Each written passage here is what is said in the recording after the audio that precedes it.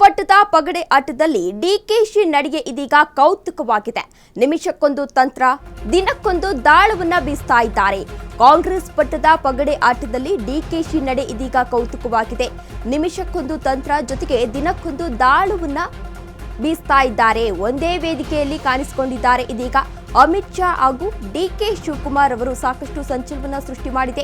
ಕಾರ್ಯಕ್ರಮಕ್ಕೆ ಬಂದ ಅಮಿತ್ ಶಾ ಅವರನ್ನ ಕೈ ಮುಗಿದು ಸ್ವಾಗತಿಸಿದ್ದಾರೆ ಡಿಕೆ ಶಿವಕುಮಾರ್ ಅವರು. ಅಮಿತ್ ಶಾ ಜೊತೆ ಇಡೀ ರಾತ್ರಿ ಕಳೆದಿದ್ದಾರೆ ಡಿಸಿಎಂ ಡಿಕೆ ಶಿವಕುಮಾರ್ ಅವರು ಎನ್ನುವ ಮಾಹಿತಿ ಸಿಗ್ತಾ ಇದೆ. ಕಾಂಗ್ರೆಸ್ ಪಟ್ಟದ ಪಗಡೆ ಆಟದಲ್ಲಿ ಡಿಕೆ ಶಿವಕುಮಾರ್ ಅವರ ನಡಿಗೆ ಇದೀಗ ಕೌತುಕವಾಗಿದೆ. ನಿಮಿಷಕ್ಕೊಂದು ತಂತ್ರ ರೂಪಿಸ್ತಾ ಇದ್ದಾರೆ. ಜೊತೆಗೆ ಏನಿದರ ಮರ್ಮ ಎನ್ನುವ ಪ್ರಶ್ನೆ ಕೂಡ ಎದುರಾಗ್ತಾ ಇದೆ. ಒಂದೇ ವೇದಿಕೆಯಲ್ಲಿ ಇದೀಗ ಅಮಿತ್ ಶಾ ಹಾಗೂ ಡಿಕೆ ಶಿವಕುಮಾರ್ ಅವರು ಕಾಣಿಸಿಕೊಂಡಿದ್ದಾರೆ. ಕಾರ್ಯಕ್ರಮಕ್ಕೆ ಬಂದ ಅಮಿತ್ ಶಾ ಅವರಿಗೆ ಕೈ ಮುಗಿದು ಸ್ವಾಗತಿಸಿದ್ದಾರೆ ಡಿಕೆ ಶಿವಕುಮಾರ್ ಅವರು. ಅಮಿತ್ ಶಾ ಜೊತೆ ಇಡೀ ರಾತ್ರಿ ಕಳೆದಿದ್ದಾರೆ ಡಿಸಿಎಂ ಡಿಕೆ ಶಿವಕುಮಾರ್ ಅವರು ಎನ್ನುವ ಮಾಹಿತಿ ಸಿಗ್ತಾ ಇದೆ. ಕಾಂಗ್ರೆಸ್ನಲ್ಲಿ ಇದೀಗ ದಿನಕ್ಕೊಂದು ಬೆಳವಣಿಗೆ ನಡೀತಾ ಇದೆ. ಇದೇ ವಿಚಾರಕ್ಕೆ ಸಂಬಂಧಪಟ್ಟಂತೆ ಇದೀಗ ಅಮಿತ್ ಶಾ ಅವರನ್ನ ಡಿಕೆ ಶಿವಕುಮಾರ್ ಅವರು ಭೇಟಿಯಾಗಿರೋದು, ಇಬ್ರು ಕೂಡ ಒಂದೇ ವೇದಿಕೆಯಲ್ಲಿ ಇರೋದು ಸಾಕಷ್ಟು ಸಂಚಲನ ಮೂಡಿಸ್ತಾ ಇದೆ. ನಿನ್ನೆಯಷ್ಟೇ ಶಿವರಾತ್ರಿ ಹಬ್ಬ ಇತ್ತು. ಶಿವರಾತ್ರಿ ಹಬ್ಬದ ಹಿನ್ನೆಲೆ ಒಂದು ಕಾರ್ಯಕ್ರಮವನ್ನ ಕೂಡ ಆಯೋಜನೆಯನ್ನ ಮಾಡಲಾಗಿತ್ತು. ಸದ್ಗುರು ಗುರೂಜಿ ಅವರು ಇದೀಗ ಒಂದು ಕಾರ್ಯಕ್ರಮವನ್ನ ಆಯೋಜನೆ ಮಾಡಲಾಗಿತ್ತು. ಆ ವೇದಿಕೆಯಲ್ಲಿ ಇದೀಗ ಡಿಕೆ ಶಿವಕುಮಾರ್ ಅವರು ಕೂಡ ಕಾರ್ಯಕ್ರಮಕ್ಕೆ ಪಾಲ್ಗೊಂಡಿದ್ರು. ಜೊತೆಗೆ ಅಮಿತ್ ಶಾ ಅವರು ಏನು ಕೇಂದ್ರ ಗೃಹ ಸಚಿವರಾಗಿರುವಂತಹ ಅಮಿತ್ ಶಾ ಅವರು ಕೂಡ ಕಾರ್ಯಕ್ರಮಕ್ಕೆ ಆಗಮಿಸಿದ್ರು. ಅಂತಹ ಸಂದರ್ಭದಲ್ಲಿ ಡಿಕೆ ಶಿವಕುಮಾರ್ ಅವರು ಕೈ ಮುಗಿದು ಅಲ್ಲಿಗೆ ಬರಮಾಡಿಕೊಂಡಿದ್ರು. ಇದು ಇದೀಗ ಸಾಕಷ್ಟು ಸಂಚಲನ ಮೂಡಿಸ್ತಾ ಇದೆ. ಯಾಕೆಂದ್ರೆ ಇಬ್ರು ಕೂಡ ಬದ್ಧ ವೈರಿಗಳು, ಬಿಜೆಪಿ ಹಾಗೂ ಕಾಂಗ್ರೆಸ್ನವರು. ಈ ನಡುವೆ ಇವರಿಬ್ರು ಆಪ್ತರಾಗಿ ವರ್ತಿಸಿರೋದು ಸಾಕಷ್ಟು ಸಂಚಲನ ಮೂಡಿಸ್ತಾ ಇದೆ. ಇನ್ನು ರಾತ್ರಿ ಪೂರ ಇವರಿಬ್ರು ಒಟ್ಟಿಗೆ ಇದ್ರು ಎನ್ನುವ ಮಾಹಿತಿ ಕೂಡ ಸಿಗ್ತಾ ಇದೆ. ಒಟ್ಟಿಗೆ ಇರೋದ್ರಿಂದ ಏನ್ ಮಾತಾಡಿರಬಹುದು ಎನ್ನುವ ಗೊಂದಲ ಕೂಡ ಇಲ್ಲಿ ಸೃಷ್ಟಿಯಾಗ್ತಾ ಇದೆ. ಇನ್ನು ರಾಜ್ಯದಲ್ಲಿ ಇದೀಗ ಕೆಪಿಸಿಸಿ ಅಧ್ಯಕ್ಷರ ಬದಲಾವಣೆ ವಿಚಾರ ಸಾಕಷ್ಟು ಸಂಚಲನ ಮೂಡಿಸ್ತಾ ಇದೆ. ಇನ್ನು ಇದೇ ವಿಚಾರಕ್ಕೆ ಸಂಬಂಧಪಟ್ಟಂತೆ ಸಾಕಷ್ಟು ನಾಯಕರು ಒತ್ತಾಯವನ್ನ ಮಾಡ್ತಾ ಇದ್ರು. ಕೆಪಿಸಿಸಿ ಅಧ್ಯಕ್ಷರ ಬದಲಾವಣೆಯನ್ನ ಮಾಡಬೇಕು ಎಂಬ ಒತ್ತಾಯವನ್ನ ಕೂಡ ಮಾಡಿದ್ರು. ಇಶಾ ಫೌಂಡೇಶನ್ ಕಾರ್ಯಕ್ರಮದಲ್ಲಿ ಅಮಿತ್ ಶಾ ಡಿಕೆಶಿ ಇದೀಗ ಭಾಗಿಯಾಗಿದ್ರು. ಕೊಯಂಬತ್ತೂರಿನ ಇಶಾ ಫೌಂಡೇಶನ್ನಲ್ಲಿ ಶಿವರಾತ್ರಿ ಕಾರ್ಯಕ್ರಮವನ್ನ ಕೂಡ ಆಯೋಜನೆಯನ್ನ ಮಾಡಲಾಗಿತ್ತು. ನಿನ್ನೆ ಸಂಜೆ 6ರಿಂದ ಇಂದು ಬೆಳಿಗ್ಗೆ 6ರವರೆಗೆ ಶಿವರಾತ್ರಿ ಕಾರ್ಯಕ್ರಮ ಕೂಡ ಇತ್ತು. ಆ ಕಾರ್ಯಕ್ರಮದಲ್ಲಿ ಸದ್ಗುರು ಜಗ್ಗಿ ವಾಸುದೇವ್ ಅಕ್ಕಪಕ್ಕ ಡಿಕೆಶಿ ಹಾಗೂ ಅಮಿತ್ ಶಾ ಅವರು ಕುಳಿತಿದ್ರು. ಜುಲೈ 31ರಂದು ಪ್ರಧಾನಿ ಮೋದಿ ಭೇಟಿಯನ್ನ ಮಾಡಿದ್ರು ಡಿಸಿಎಂ ಡಿಕೆ ಶಿವಕುಮಾರ್ ಅವರು. ಅದರ ಬೆನ್ನಲ್ಲೇ ಇದೀಗ ಅಮಿತ್ ಶಾ ಭೇಟಿ ಮಾಡಿದ್ದಾರೆ. ಇಶಾ ಫೌಂಡೇಶನ್ ಕಾರ್ಯಕ್ರಮದಲ್ಲಿ ಅಮಿತ್ ಶಾ ಡಿಕೆಶಿ ಭಾಗಿಯಾಗಿದ್ದಾರೆ. ಕೊಯಂಬತ್ತೂರಿನ ಇಶಾ ಫೌಂಡೇಶನ್ನಲ್ಲಿ ಶಿವರಾತ್ರಿ ಕಾರ್ಯಕ್ರಮವನ್ನು ಆಯೋಜನೆಯನ್ನ ಮಾಡಲಾಗಿತ್ತು. ನಿನ್ನೆ ಸಂಜೆ 6ರಿಂದ ಇವತ್ತು ಬೆಳಗಿನ ಜಾವ 6 ಗಂಟೆವರೆಗೂ ಕೂಡ ಶಿವರಾತ್ರಿ ಕಾರ್ಯಕ್ರಮ ಇತ್ತು. ಸದ್ಗುರು ಜಗ್ಗಿ ವಾಸುದೇವ್ ಅಕ್ಕಪಕ್ಕ ಡಿಕೆ ಶಿವಕುಮಾರ್ ಹಾಗೂ ಅಮಿತ್ ಶಾ ಅವರು ಕುಳಿತಿದ್ರು.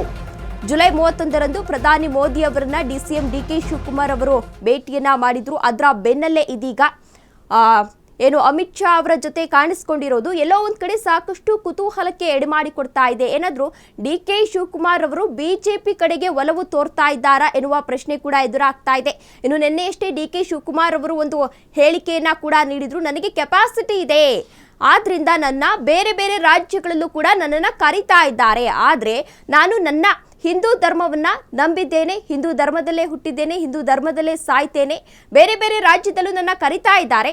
ನನಗೆ ಆ ರೀತಿ ಕೆಪಾಸಿಟಿ ಇರೋದ್ರಿಂದನೇ ನನಗೆ ಅಧ್ಯಕ್ಷ ಸ್ಥಾನವನ್ನ ಕೊಡಲಾಗಿದೆ ಎನ್ನುವ ಹೇಳಿಕೆಯನ್ನ ಕೂಡ ನಿನ್ನೆಯಷ್ಟೇ ಡಿಕೆ ಶಿವಕುಮಾರ್ ಅವರು ನೀಡಿದ್ರು. ಅದರ ಬೆನ್ನಲ್ಲೇ ಇದೀಗ ಅಮಿತ್ ಶಾ ಅವರನ್ನ ಭೇಟಿಯಾಗಿರೋದು ಸಾಕಷ್ಟು ಕುತೂಹಲಕ್ಕೆ ಎಡೆ ಮಾಡಿಕೊಡ್ತಾ ಇದೆ. ಇದೇ ವಿಚಾರಕ್ಕೆ ಸಂಬಂಧಪಟ್ಟಂತೆ ಹೆಚ್ಚಿನ ಡೀಟೇಲ್ಸ್ ಅನ್ನ ನೀಡಲಿದ್ದಾರೆ ನಮ್ಮ ಪ್ರತಿನಿಧಿ ಹನುಮಂತ್. ಹನುಮಂತ್, ಇದೀಗ ಕೈಪಾಡ್ಯದಲ್ಲಿ ಸಾಕಷ್ಟು ಚರ್ಚೆ ಆಗ್ತಾ ಇದೆ. ಕೆಪಿಸಿಸಿ ಅಧ್ಯಕ್ಷರ ಬದಲಾವಣೆಯನ್ನ ಮಾಡಬೇಕು ಎಂಬ ವಿಚಾರ ಈಗಾಗಲೇ ಸಾಕಷ್ಟು ಚರ್ಚೆ ಆಗ್ತಾ ಇದೆ. ಇದರ ಬೆನ್ನಲ್ಲೇ ಇದೀಗ ಡಿಕೆ ಶಿವಕುಮಾರ್ ಅವರು ಅಮಿತ್ ಶಾ ಅವರು ಒಂದೇ ಕಾರ್ಯಕ್ರಮದಲ್ಲಿ ಭಾಗಿಯಾಗಿದ್ದಾರೆ, ಒಂದೇ ವೇದಿಕೆಯನ್ನ ಹಂಚಿಕೊಂಡಿದ್ದಾರೆ. ಇದು ಸಾಕಷ್ಟು ಸಂಚಲನ ಮೂಡಿಸ್ತಾ ಇದೆ. ಈ ಕುರಿತು ಏನೆಲ್ಲ ಅಪ್ಡೇಟ್ಸ್ ಇದೆ? ತೇಜಸ್ವಿನಿ, ಡಿಸಿಎಂ ಡಿಕೆ ಶಿವಕುಮಾರ್ ಅವರ ವಿರುದ್ಧ ಕಾಂಗ್ರೆಸ್ ಪಕ್ಷದ ಒಳಗಡೆನೆ ಒಂದಷ್ಟು ಆಂತರಿಕ ಚರ್ಚೆಗಳು ಜೋರಾಗಿ ನಡೀತಾ ಇದ್ದಾವೆ. ಮತ್ತೊಂದು ಕಡೆಗೆ ಸಾಮಾಜಿಕ ಜಾಲತಾಣಗಳಲ್ಲೂ ಪರ ವಿರೋಧದ ಚರ್ಚೆಗಳು ಜೋರಾಗಿ ನಡೀತಾ ಇದೆ.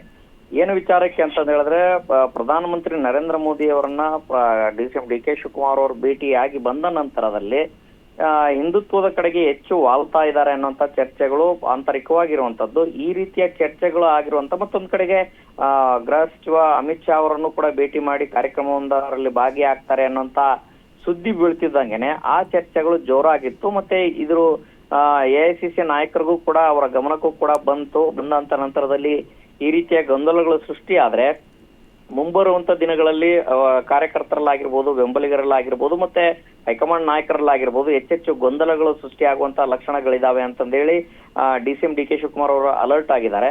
ಅಲರ್ಟ್ ಆಗೋದ್ರ ಜೊತೆಗೆ ನಿನ್ನೆ ಕಾರ್ಯಕ್ರಮಕ್ಕೆ ಹೋಗುವ ಮುನ್ನನೇ ಸಹಜವಾಗಿ ಒಂದು ಸ್ಪಷ್ಟನೆಯನ್ನ ಕೊಟ್ಟೋಗಿರುವಂತದ್ದು, ನಾನು ಹಿಂದೂ ಆಗಿ ಹುಟ್ಟಿದ್ದೇನೆ, ಹಿಂದೂ ಆಗಿ ಸಾಯ್ತೇನೆ, ಆದ್ರೆ ನನ್ನ ಭಕ್ತಿಯಿಂದ ಹೋಗ್ತಾ ಇರ್ತೇನೆ ಹೊರತು ಬೇರೆ ಯಾವುದೂ ಇಲ್ಲ, ನಾನು ಒಬ್ಬ ಕಾಂಗ್ರೆಸ್ ಮ್ಯಾನ್, ಕಾಂಗ್ರೆಸ್ ನಲ್ಲೇ ಇದ್ದೀನಿ, ಯಾವ ರೀತಿ ಬಿಜೆಪಿ ನಾಯಕರಿಗೆ ಹತ್ರ ಆಗ್ತಾ ಇಲ್ಲ ಅನ್ನೋಂತ ಸ್ಪಷ್ಟನೆಯನ್ನ ಕೊಡುವುದ್ರ ಮೂಲಕ ಪಕ್ಷದೊಳಗಡೆನ ಆಗ್ತಾ ಇದ್ದಂತ ಗೊಂದಲಗಳಿದ್ದಾವೆ ಎಲ್ಲವೂ ಕೂಡ ಗೊಂದಲಗಳಿಗೆ ತೆರೆ ಎಳೆಯುವಂತ ಪ್ರಯತ್ನಗಳನ್ನ ಮಾಡಿದ್ರು.